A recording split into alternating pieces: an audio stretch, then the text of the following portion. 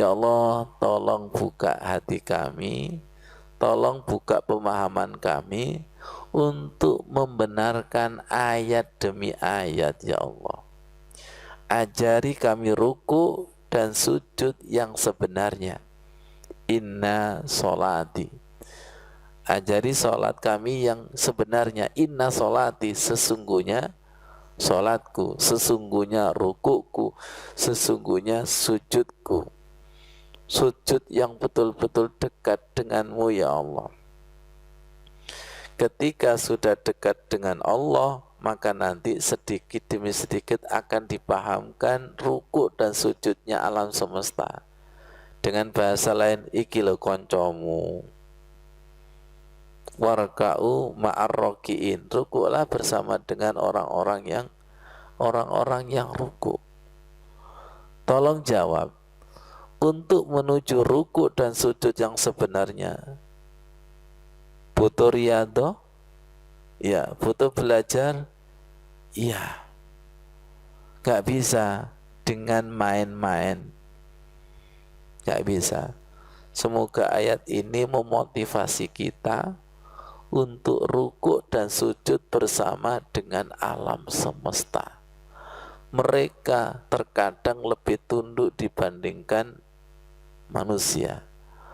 Tapi ada juga orang yang betul-betul beriman itu menikmati warka'u ma'arroki'in. Ini menarik tadi Mas Bri itu. Ketika ruku dan sujud, wa'budu rabbakum. Apa Pak Yogo? Menemukan Tuhan yang disembah. Dan nanti akan menghasilkan waf'alul khairah. Buah daripada ruku dan sujud yang sesungguhnya nanti adalah waf'alul khairah. Perbuatan-perbuatan yang baik, la'allakum tuflihun, agar kalian menjadi orang-orang yang beruntung. Kenapa kita sholat 5 waktu kok nasib kita sering rugi? Berarti sholatnya belum inna sholati. Sholatnya baru laibun walahwun. Sholatnya baru mainan dan perbuatan yang sangat sia-sia. Laibun walahwun. Harus diminta, ajari kami sujud ya Allah. Kalla la tuti'u wasjud waqtarib. Ajari kami sujud ya Allah. Nanti akan menemukan sujud yang indah sekian bulan, sekian tahun. Setelah menemukan sujud yang indah, silakan kaji ayat-ayat sajadah. Ayat-ayat sajadah ini akan memotret sujud kita. Sejauh mana sujud kita? Apakah sudah warka'u ma'arroki'in? Apakah sudah wasjud waqtarib? Menemukan yang disujudi, apa sujud karpet, sujud di lantai, menyedihkan, sujud-sujudan, ruku-rukuan, ya Allah. Jadi hukumnya wajib sujud yang betul-betul sujud itu tidak membosankan. Mana dalilnya? Wujuhu yawma idzin musfirah, wujuhu yawma idzin nadirah ila rabbiha nazirah. Wajahnya nanti akan menyenangkan. Seperti apa sih Mas Bri? Orang mencari ketemu, dan seperti apa orang mencari tidak ketemu? Orang mencari ketemu ada senangnya, ada bahagianya. Ya. Bertamu kepada seseorang, kemudian ketemu, dijamu, setelah pulang dibawain apa-apa, keluar dari rumahnya bagaimana? Senang. Seperti apa tamu yang diusir? Ya Allah. Lihat orang-orang yang ketika keluar ke masjid, ekspresinya ketemu apa enggak ketemu? Coba. Lihat mukanya saja. Apakah mukanya itu simahum fi wujuh min asari sujud? Jenengan mencari ketemu itu gimana sih ekspresinya? Jenengan mencari tidak ketemu itu ekspresinya gimana sih? Banyak sekali orang keluar dari masjid itu lesu. Lesu. Tidak ketemu yang disujuti. Padahal masjid itu namanya tempat sujud. Falyabudu rabba hadzal bait. Ya Allah, ajari kami sujud ya Allah. Walaupun kami belajar sekian tahun itu selalu mengemis di hadapan Allah, ya Allah ajari kami sujud. Karena sujud kemarin terkadang diulangi lagi belum tentu bisa. Kemarin bisa connect, sekarang belum tentu bisa connect. Ajari dan bimbing kami sujud seperti engkau membimbing para nabi dan kekasih-kekasihmu. Wasjud waqtarib, wasjud waqtarib. Bagaimana sujud yang sudah bersanding dengan Allah itu loh. Bagaimana sujud yang sudah akrab, sahabat karib, sahabat akrab. Pelan-pelan. Allahumma sholli ala Sayyidina Muhammad. Silakan jenengan bepergian di bandara atau di terminal. Kemudian silakan duduk dengan orang yang tidak dikenal. Jaim enggak? Jaim. Pelan-pelan karena saking lamanya kenalan enggak? Ya, kenalan. Ya kalau mau, kalau enggak mau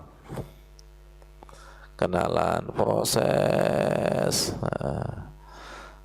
Lama-lama pembicaranya tambah akrab enggak? Akrab. Ketika akrab curhat, ya tujuannya kemana, ada apa, masalah apa. Semakin akrab itu semakin terbuka. Betul ya? Ya Allah. Kita mulai takbir sampai salam itu akrab gak dengan Allah itu? Terbuka gak? Yang tidak terbuka itu Tuhan apa hambanya? Allah selalu terbuka. Inna fatahna laka fatham mubina. Tapi hambanya yang tidak terbuka. Kalau hambanya terbuka, ya Allah saya sholat saya masih segini, masih begini, tolong ajari ya Allah. Itu kan keterbukaan. Rukuk saya, sujud saya, gerakan saya, doa-doa saya masih seperti ini ya Allah. Itu kan keterbukaan. Dan Allah itu maha mendengar. Kira-kira nanti masa nggak dibimbing sih? Kalau kita selalu terbuka, rasakan Mas Fi. Kalau kita selalu terbuka, saya nggak bisa sholat sendiri ya Allah tanpa bimbinganmu. Masa Allah nggak kasihan sih?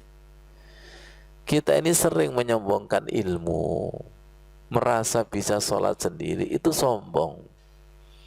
Seberapa sih ilmu kita? Untuk bisa tembus dan bisa sholat yang benar-benar sholat itu seberapa sih? Makanya sholat kita Pak Ghafur sering stuck. Tidak ada perubahan, tidak ada pengalaman baru karena tidak melibatkan Allah setiap gerak dan setiap doa. Libatkan. Nanti akan paham bahwa kita itu betul-betul pengemis di hadapan Allah itu. Pengemis di hadapan Allah itu. Merasa bisa sedikit aja, Allah itu nggak mau. Ya Allah, merasa bisa sedikit aja, Allah itu nggak mau. Kosongkan sekosong-kosongnya. Nanti sujud kita itu akan dialiri. Kamu nggak bisa sendiri.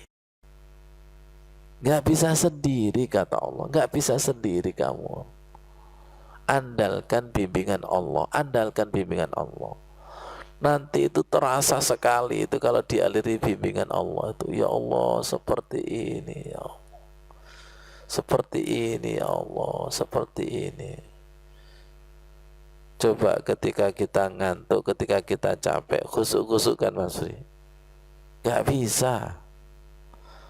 Itu yang perlu kita istighfari, kita tobati. Saya yang fakir ini nggak berani bisa khusuk 5 waktu itu. Pasti ada 2 waktu, 1 waktu yang kita capek, yang kita ngantuk. Betul nggak kira-kira itu? Yang dipaksa sambung khusuk itu gak bisa itu. Akhirnya apa Bu Edi? Itulah asli saya. Jadi kalau khusyuk itu bukan asli kita, itu atas dasar bimbingan Allah itu. Ya Allah, indah sekali. Kalau sudah bercucuran air mata, kena sentuhan Al-Quran, kena sentuhan doa. Mari kita berdoa kepada Allah Subhanahu wa Ta'ala. Terkadang sedekah kita itu turun itu, Pak Gofur. Terkadang sedekah kita tadi siang, tadi pagi itu turun. Terasa itu, ya Allah, ini bukan karena usahaku ini. Jadi itu amal diterima itu terasa itu, ya Allah. Yang ikhlas, yang terkadang kita itu lupa. Itu tiba-tiba diingatkan Allah Subhanahu wa Ta'ala. Mari kita berdoa kepada Allah. Allahumma salli ala Sayyidina Muhammad. Walhamdulillahi Rabbil Alamin. Ajari kami sujud ya Allah. Maafkan saya tidak bisa menjelaskan ya Allah. Itu wilayah sentuhan panjenengan sendiri ya Allah. Wasjud waqtarib, wasjud waqtarib. Sujud yang sudah dekat dengan Allah. Fa inni qarib wa nahnu aqrabu ilaihi min hablil warid. Sujud yang akrab dengan Allah.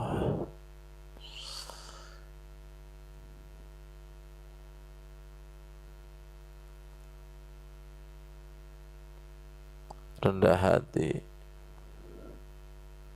jangan sombong, istighfar ya Allah.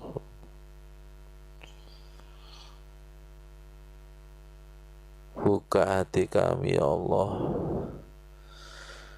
mampu sujud seperti yang ada di dalam ayat-ayat sajadah ya Allah.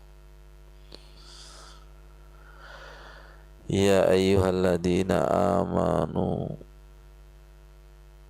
ya ayyuhalladzina amanu ruk'u wasjudu wa'budu rabbakum waf'alul khaira la'allakum tuflihun. Kita tidak akan bisa ruku dan sujud kalau tidak dibuka dengan sedekah. Wa aqimus salata wa atuz zakata warka'u ma'ar raki'in.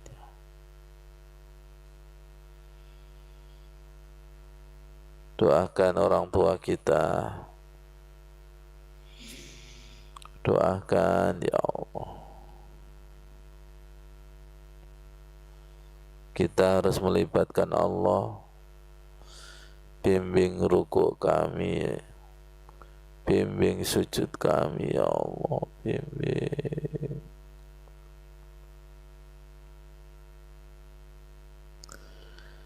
Bimbing ya Allah. Ya Allah, siapapun yang ada di langit dan bumi sujud, matahari, bulan, bintang, binatang melata, pohon, ya, semuanya sujud. Pahamkan sujud mereka ya Allah. warka'u ma'arraqi wasjud waqtarib.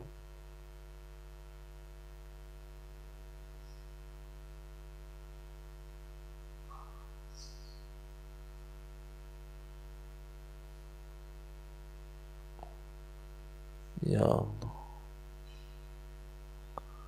Nah, ada doa ini. Buka keberkahan dari langit dan bumi ya Allah. La fatahna alaihim barakati minas sama'i wal ardh. Buka keberkahan dari langit dan bumi ya Allah. Sujud itu membunyi, berbisik di bumi, tapi didengar di langit.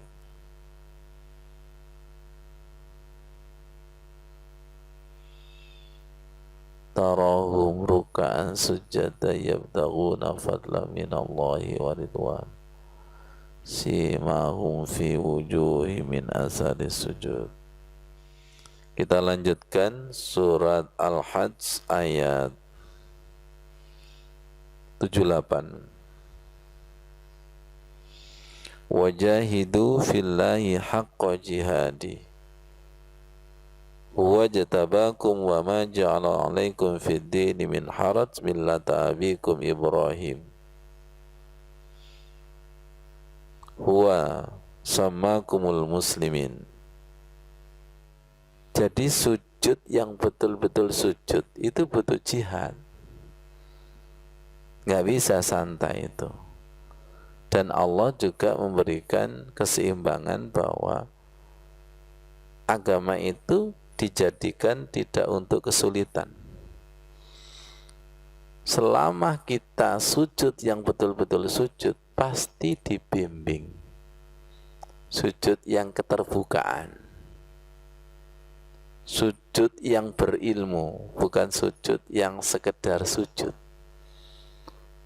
Menarik ini. Wajahidu fillahi haqqa jihadi. Menuju Allah itu harus betul-betul jihad. Coba kita evaluasi. Ketika kita sujud meriadoi, mentirakati, kira-kira banyak yang senang apa yang nggak senang? Misalnya kalau saya jadi imam, jenengan jadi imam, sujud yang betul-betul sujud, banyak senang apa tidak senang?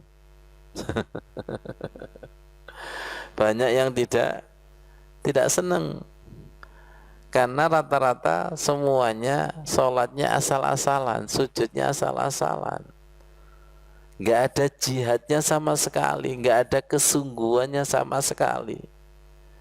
Kita saja sujud yang mencari yang disujudi, kadang ketemu, kadang tidak.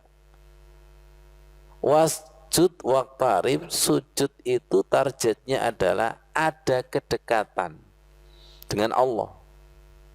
Seperti apa? Nggak bisa diceritakan. Ada kedekatan. Tanda dekat pembicaraan. Dua arah. Dan ada seterumanya. Tenang.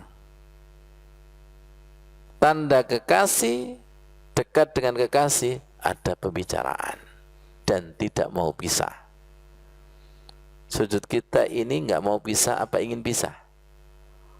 Wong sujud 2 kali aja maunya jadi sekali kok. Nggak tahu itu, lupa disengaja, besok lagi masalahnya. Gimana Bu Edi? Betul nggak itu?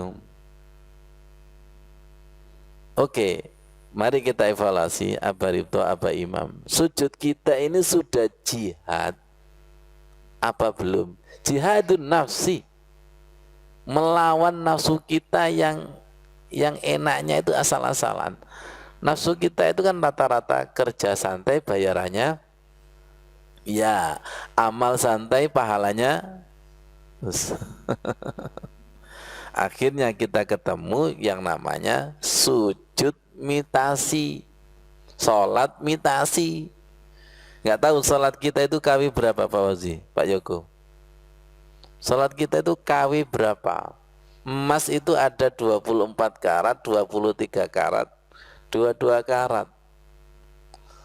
Untuk menemukan sholat yang sesungguhnya itu butuh jihad. Bukan memerangi imam, bukan memerangi makmum, tapi memerangi diri sendiri, nafsu itu loh. Kepengen santai, kepengen asal-asalan. Ya Allah, nggak ada yang namanya menang itu santai. Mau lomba saja itu loh, untuk menang itu latihan kok, latihan. Riyadhah itu. Beramal itu latihan enggak? Latihan. Mungkin kita paksa, awalnya enggak ikhlas, paksa menjadi biasa. Biasa menjadi rasa. Rasa menjadi bahagia. Bahagia menjadi terserah Anda. Kemarin Abah Ripto kita mutola'ah ini ada di kitab Al-Hikam. Di situ disebutkan idza wajada samrotal amri, ketika menemukan lezatnya amal ajilan, cepat alias di dunia, fahuwa dalilul kubul, itu merupakan tanda diterimanya amal. Mungkin kalimat Arabnya belum sempurna. Jadi ketika seseorang itu merasakan lezatnya amal di dunia, itu sebagai tanda bahwa amal ibadahnya diterima. Ini perkataan dari Syekh Ibnu Athaillah. Kemudian di bawahnya ada keterangan seperti ini. Ya Allah, ada keterangan seperti ini. Semoga Allah ridho. Diingatkan Allah Subhanahu wa ta'ala yang kemarin sudah kami sampaikan. Utbah al-Ghulam baru menemukan nikmatnya sholat ketika 20 tahun beribadah sholat. Kemudian saya pengen tahu Utbah ini siapa. Silakan browsing nanti Mas Bri. Ternyata Utbah ini adalah seorang waliullah tobat. Tobat itu terkenal itu. Itu baru menemukan lezatnya sholat ketika sudah mengamalkan 20 tahun. Bawahnya ada lagi keterangan. Sabit Al-Bunani menemukan lezatnya membaca Al-Quran setelah 20 tahun. Kita belajar surat berapa tahun? Saya baca ini langsung terkejut. Ya Allah, saya ini masih belum apa-apa. Nyambung gak dengan jihad tadi? Wajahidu fillahi haqqa jihadi. Menuju Allah itu butuh jihad yang betul-betul jihad. Bawahnya lagi ada keterangan. Abu Turab mengatakan ketika kamu betul-betul beramal, niat beramal, sebelum amal itu dikerjakan, tapi lezatnya sudah dirasakan. Saya Mas Bi, Pak Ghafur langsung terkejut. Ya Allah, Masya Allah. Saya merasakan iya. Maksudnya sebagai saksinya, saya kan silaturahim ke Bapak. Silaturahim. Belum sampai ketemu, itu lezatnya bahagia itu sudah turun di tol. Ditandai apa?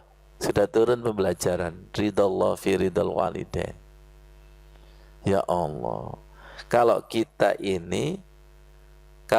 ini betul-betul haus akan beramal, baru niat itu loh, baru niat itu. Belum beramal, ya, tapi niat yang betul-betul niat, yang sudah menjadi kebiasaan, itu masih niat itu loh, itu sudah terasa. Jenengan pernah nggak merasakan bahagia sekali, tapi tidak tahu karena apa? Tiba-tiba ada yang ngantari kotak. Oh, iki ternyata. Kotak ini sebelum nyampe, niat yang memberi itu listriknya ada nggak? Betul ya? Betul ya? Aslinya kuat mana niat sama kotak itu? Ngomong kotak ngono. Kotak tanpa niat nggak akan nyampe ke tempat tujuan, betul? Wong kotak mau belok ayo. Mau mana kotak masjid? Paham maksud tadi? Betul nggak kira-kira? Ya kan? Ya Allah. Sayyidina Ali berkata seperti ini sudah ngalami belum? Apa belum kira-kira? Abu Turab itu ternyata adalah julukan Sayyidina Ali bin Abi Thalib yang artinya adalah bapaknya tanah atau bapaknya debu karena sujudnya lama.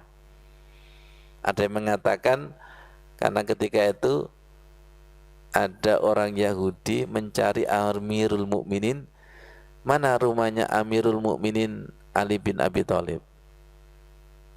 Sebentar saya antarkan, diantarkan. Dia nggak tahu yang ditanya itu adalah Sayyidina Ali. Saya antarkan ya. Diantarkan ke rumahnya, masuk ke rumahnya, kemudian beliaunya menyambut. Loh, ini kan yang tadi. Langsung masuk Islam gara-gara kesederhanaannya itu. Yang menarik apa? Beliaunya itu ahli sujud, langsung tek gitu. Waduh. Semoga ini diceritakan, semoga kita bisa mencontoh beliau. Amin. Kita harus sering mendengar cerita-cerita orang hebat. Kira-kira jenengan seneng apa tidak ketika mendengar cerita orang hebat? Yakin kecepatan sekian persen. Guru kita Ustadz Salim Baris yang mengajar kitab Al-Hikam, kalau ilmu ini sudah kalian dengar, berarti Allah akan membimbing kalian. Langsung optimis. Jenengan optimis itu bayar nggak, Pak Yogo? Lu ngono kok gak optimis? Karena setan itu berusaha untuk supaya kita nggak optimis. Ana inda zanni abdi bi. Allah itu sesuai dengan prasangka hambanya. Optimis ya Allah. Ini ulama-ulama 20 tahun. Kita berapa tahun kira-kira itu? Jadi khusuk kita, lezat kita dibandingkan dengan ulama-ulama itu masih jauh enggak? Kita katakan masih jauh. Dan kita kepingin belajar ya Allah. Jatuh bangun, ya kita kepingin belajar. Kita kepingin belajar. Kita kepingin mencari. Seperti itu ulama menemukan lezatnya sholat butuh waktu 20 tahun. Lezatnya baca Al-Quran butuh 20 tahun. Itu pengulangan yang berulang-ulang sampai menemukan sesuatu yang hakiki. Kalau tidak berulang-ulang pasti hilang. Ya. Ketika berulang-ulang, sodakta ya Allah seperti ini. Seperti ini. Baik menyindir kita ini berkali-kali beribadah tapi kok tidak ketemu lezatnya, itu ada apa?